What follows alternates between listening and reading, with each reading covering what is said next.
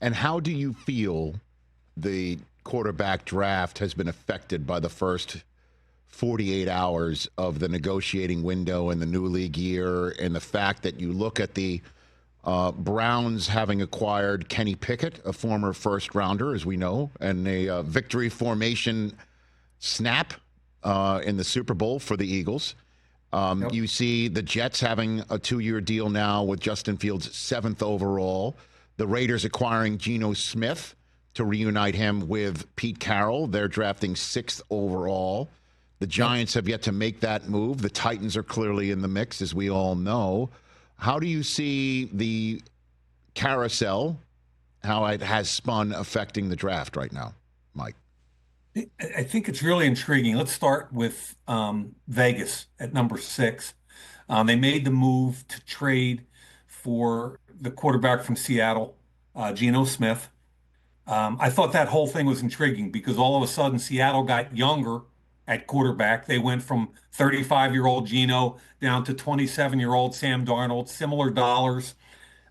Pete Carroll gets his quarterback that he's used to, and he'll feel like can immediately compete, especially with their free agent dollars available. But I don't think it takes Vegas out of the quarterback market, potentially even at number 6, depending on what happens up high. I think, to me, Geno's a bridge.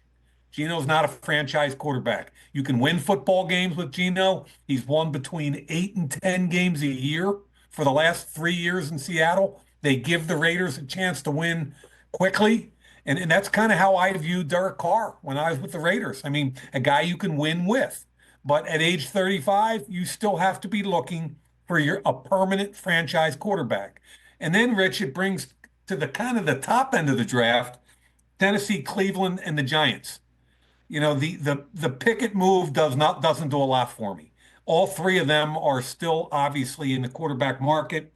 Tennessee and Cleveland, having done nothing but the Pickett move, tells me that they're going to be heavily invested in either Cam Ward or Shedeur Sanders. Cleveland, I'm a big Stefanski guy. I've known him and his father. They're Philly guys. I've known them forever. I think he's a really smart guy, 2-time coach of the year. You know, he won with Joe Flacco a couple of years ago, go to 11 wins. But now's the time, to me, to make those decisions at the top of the draft. Are either of those 2 guys going to be your franchise quarterbacks? And Rich, it looks like since they haven't made any significant moves, they're in play. Catch the Rich Eisen Show live weekdays from 12 to 3 p.m. Eastern on Roku Sports Channel in the U.S.